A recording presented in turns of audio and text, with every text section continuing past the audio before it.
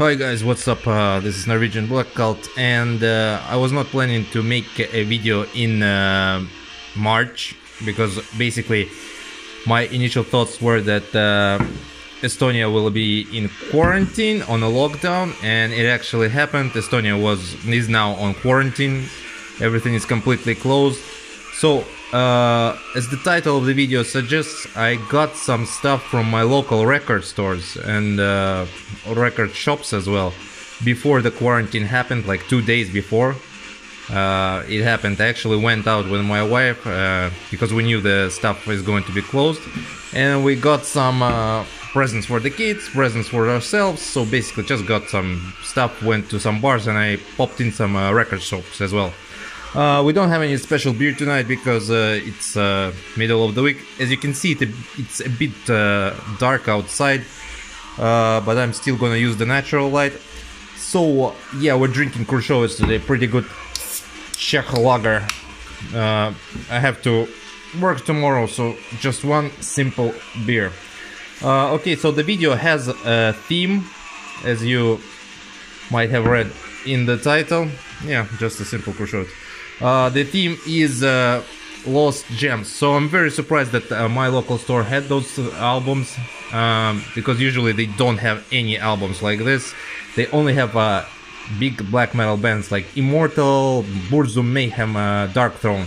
It's even impossible to get Mgła sometimes, Mgła as you would say, so nothing really comes in. You know, you always have to order something online through the bandcamps and stuff like that, and underground raw black metal labels.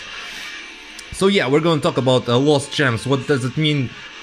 Basically, it's bands that released 1 or 2 albums in black metal and disappeared. There will be 3 of those, 1 mixed band, and then I'm gonna show you the last package that I got. It has 1 vinyl basically, and it's a big death metal band. So yeah, let's start.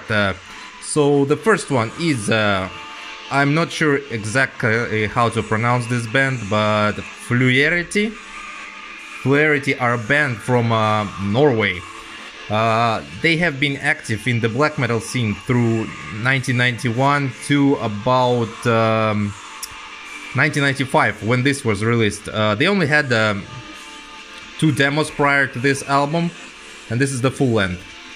So yeah, let's take a look inside. So it's a two guys play black metal. This is a cult album. At least it's considered by many to be a cult album. Yeah, it was their only album in black metal. After that, they moved to avant-garde metal and then to some experimental avant-garde-ish stuff like that.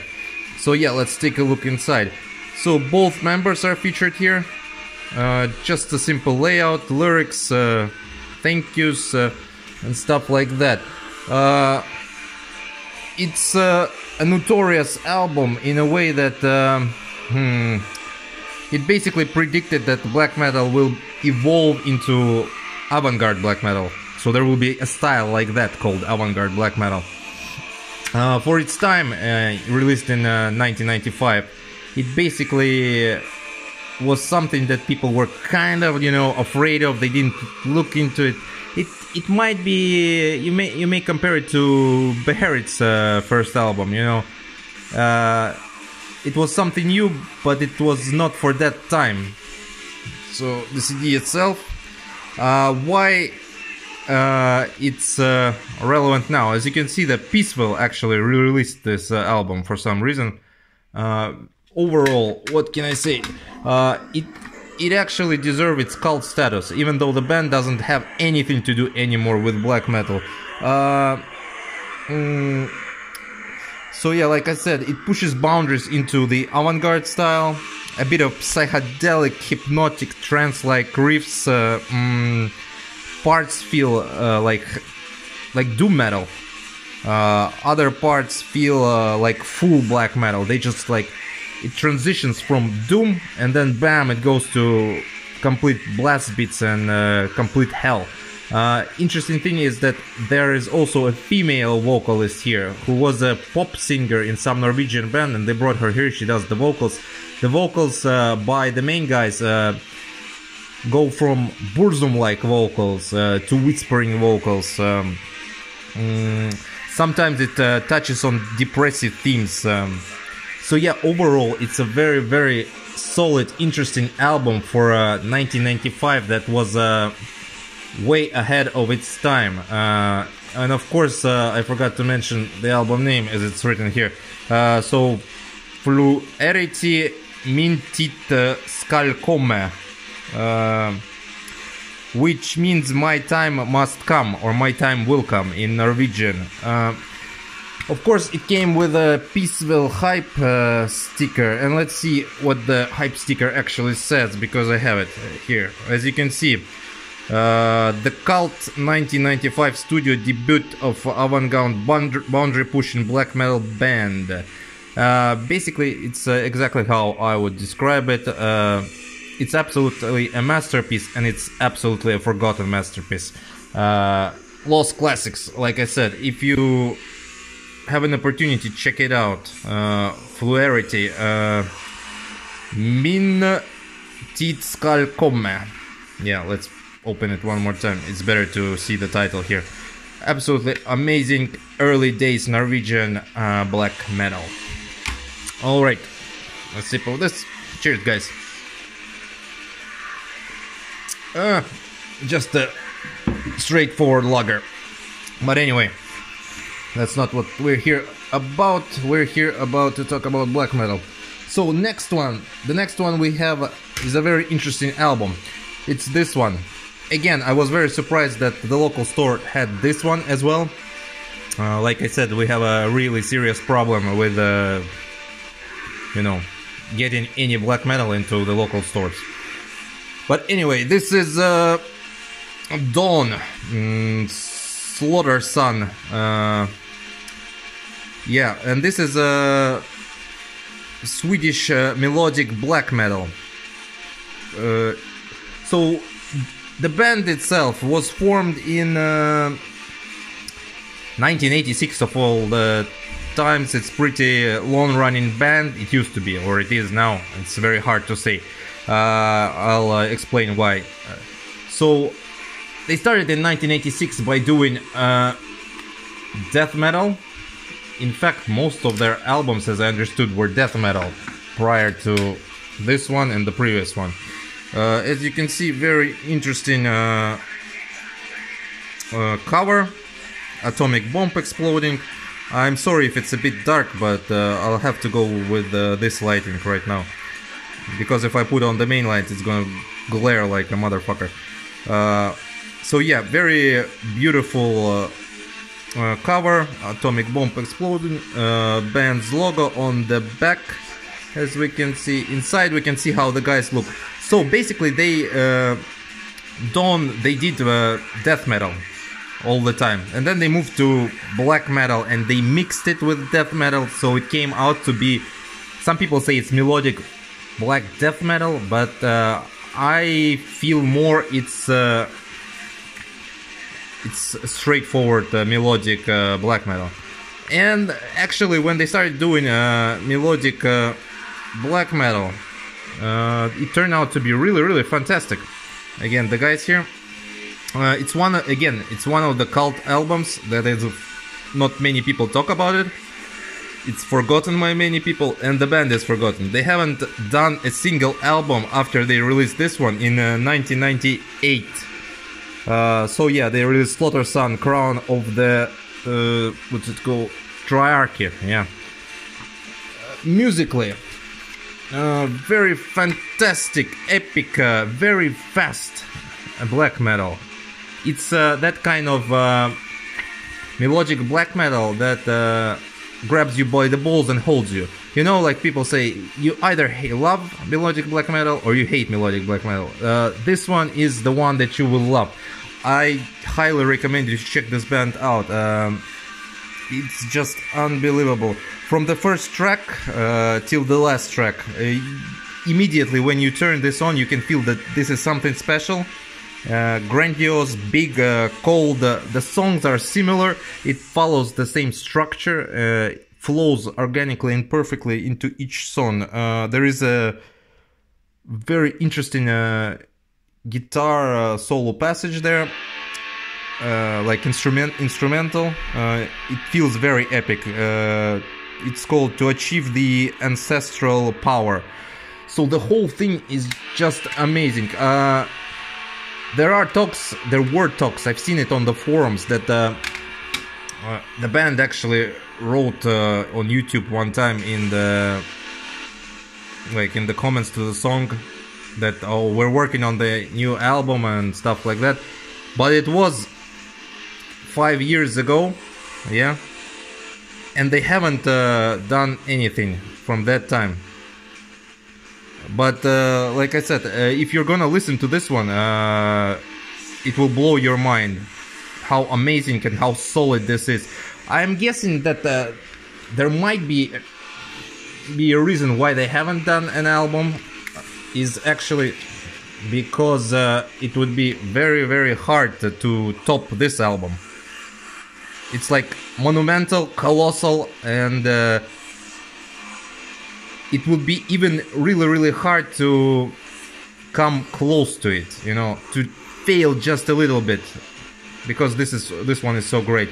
If you're a fan of melodic black metal, check out Dawn from Sweden, Slaughter Sun. Of course, all the links will be in the description below. I will also include the samples from YouTube that I found, so you can check them out. Amazing stuff.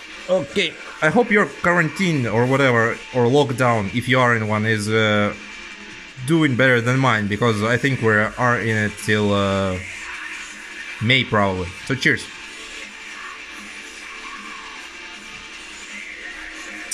Right. So the next one. So from Sweden. From Sweden we're moving back to Norway. Kvist, with a very hard title called For Kunsten ma vi Erik Vikke, which roughly translate for art we must give way forever, or as some people prefer to call it, for some art we must yield forever. Norwegian band, released 2 demos in 1993, was overall active from 1993 till 1997. So 2 demos and 1 full-length album. This is the full-length album. By the way, Kvist, the band's name, translating to English as Twig. The 2 demos were released in 1994. And the album was released in 1996. Again, this is the peaceful re-release, so it should be widely available, and you should be able to pick it up. Again, the band disbanded afterwards and did absolutely nothing. The album again is considered to be a lost gem, and the best album, of course, by this band, since it's the only album. It doesn't even come close to the demos. Again, melodic black metal that is overlooked completely. It's fast-paced. There are some keyboards. As you can see, the booklet has a absolutely very simple design to it. So some keyboards. Again, it has this very organic flow, but the pace is it goes from fast to mid-pace, from fast to mid-pace. So some people consider it to be monotonous. If you like monotonous black metal and that is melodic, you will definitely enjoy this one. The vocal production is very crisp, clean, I would say. But each track, even though it's monotonous, each track has a very, very distinctive riff to it. And overall, the riffs on this one are very, dominant. They are very present. They're very heavy riff-wise. So yeah, it's one of those albums. And again, it's completely forgotten. I know that some people might show these albums, but I've seen only a couple of people do it. And yeah, it's kind of sad that we're overlooking the bands that were in the second wave of black metal. They're just like completely overlooked, yet they produced such classic albums. Even if you check like the shitty metal archives, you will see that all these 3 albums that I showed you here have very high scores, but yet somehow they are just forgotten by time. So yeah, this is Kvist for Kunsten Ma Vi Erik Vikke, Norwegian melodic black metal, 1995. This band split up, lost in time. Yeah, check them out. So, moving on from black metal, I want to say Norwegian black metal, but I had Swedish one as well there. So we're moving on from black metal to something mixed, but yet I still consider it to be a cult classic in its own perspective, and it might be also lost in time. So I found this in a record store on the day, on 2 days before the lockdown for €5. So yeah, this is Gallhammer, Gloomy Lights. Of course, old comers who were around in the scene in 2000s would know Gallhammer. It's a band that was based in Tokyo, established in 2003, 3-piece, all female. This is their first album. They only had 3 albums. After this they had Innocence, and the last one was, the third one was called The End. So yeah, female band. In the, you can see the back here, also Peaceville. This is a 2009 edition. The album itself was released, no, this is a 2009, I think, yeah, 2009 edition, but the album was released in 2003, if I'm not mistaken. So yeah, here are the ladies. This is a Digibook limited edition. I don't know to which it's limited. Basically, it's a first press, I think, on Peaceville. They also did the regular CD. The other CDs were done on another label and they are sold out. So yeah, what's interesting about this band, when the band started, they made some hype in black metal community. But their overall sound incorporates crust, doom, black metal, and even sometimes punk. So it's very hard to actually say what the band main style is, but their main influences, as we know, is definitely black metal. You can see them usually wearing Burzum shirts or Dark Throne shirts and stuff like that. How did they end up on Peaceville? In 2006, Dark Throne basically gave Peaceville recommendations to sign the Gallhammer on to Peaceville. Later on in Nocturno Cultos documentary, he made a documentary called The Misanthrope, maybe some of you have seen it. He featured the band there as well. What is the music? Since it's so mixed, what is the music? It sounds like it's demented. I would say sometimes it feels like mentally ill. Vocals are... It's vocals 100%. I guarantee you, it's the early Burzum. Inspiration is from there. Screams. Mix of Dark Throne there. The punkish, crusty attitude is there, and it's from Dark Throne. Doomy parts. There are some doomy parts there. Hellhammer for sure. Lyrics are very simple about hate and misanthropy and stuff like that. They are written in like a couple of lines, so they kind of represent haiku poetry, if I pronounced haiku right. So the Japanese one-line poetry that usually translates into a couple of lines of English poetry. So yeah, the best recommendation on this one is, if you want to know how it sounds, you need to check Beyond the Hate Red song. It incorporates everything that I just told you.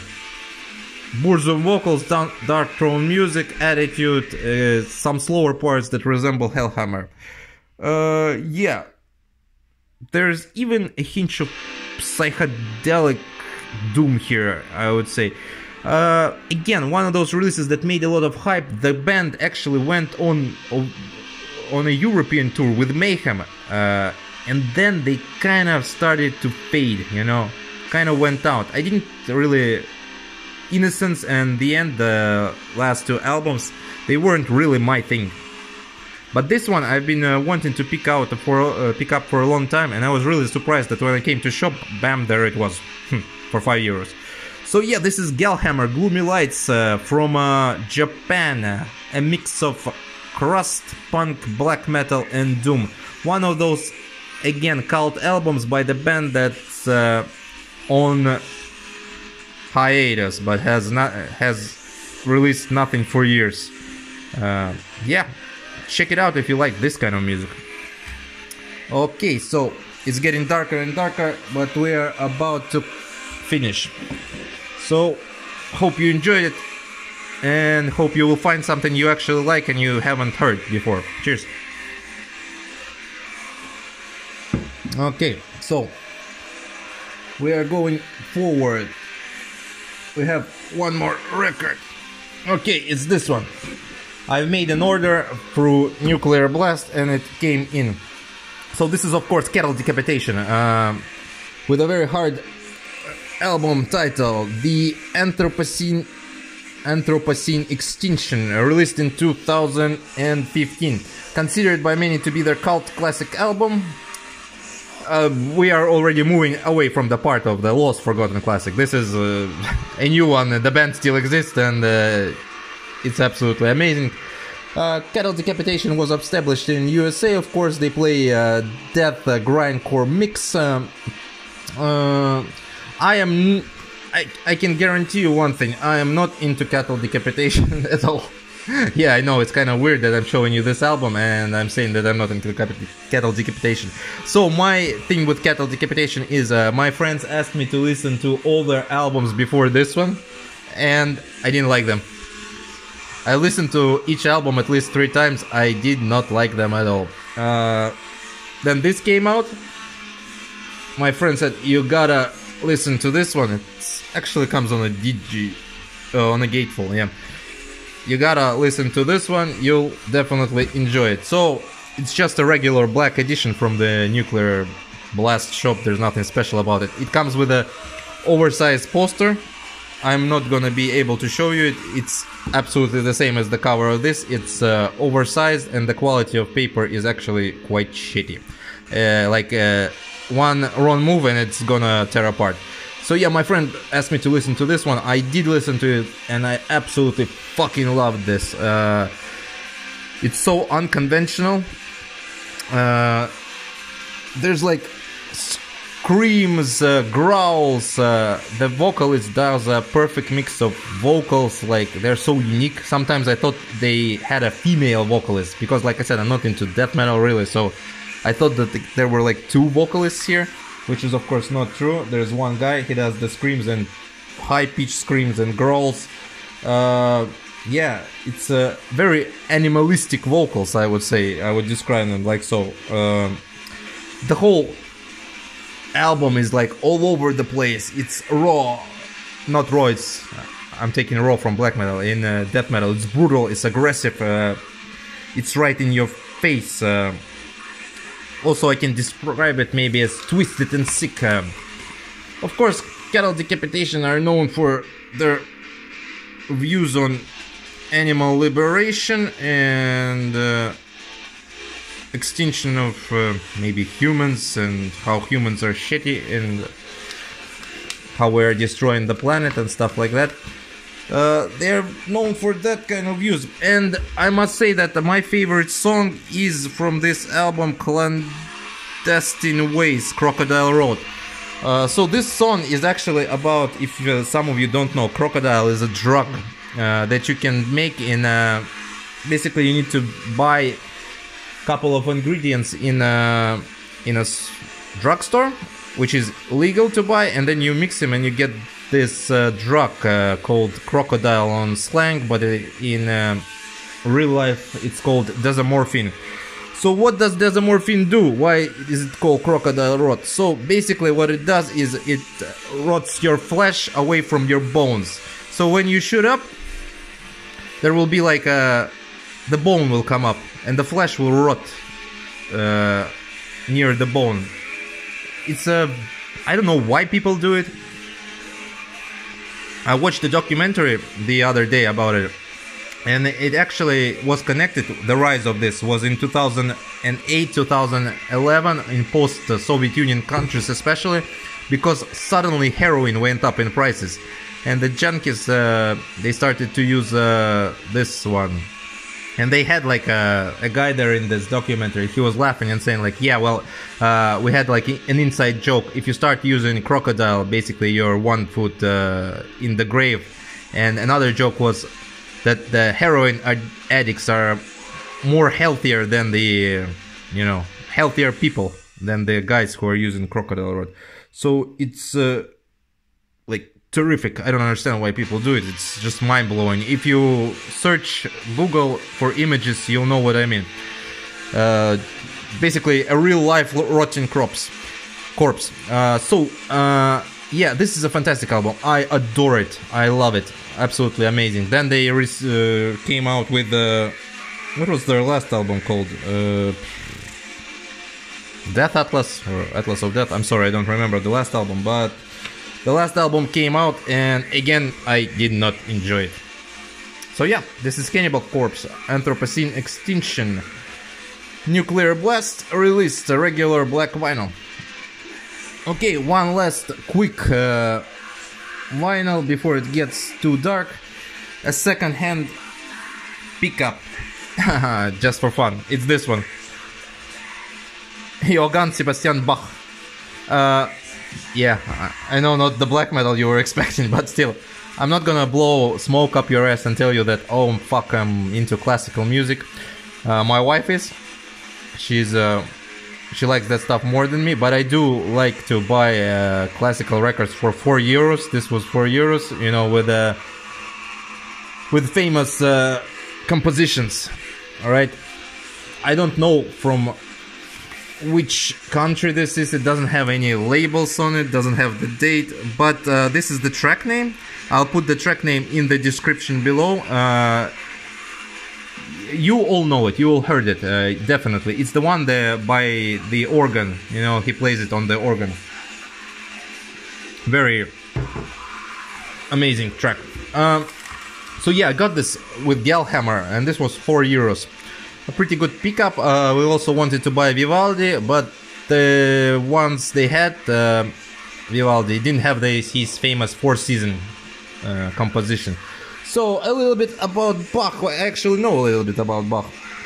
So he was born in 1985 and died in 1750. Yeah, 1917-50. Yeah. So he lived for 65 years. Of course, he wrote a lot of works. His most famous are the organ ones. But I'm going to tell you a quick story how he died. This is a very interesting one. So in 1750, he had started to develop eye problems. And he, imagine the year first, 1750.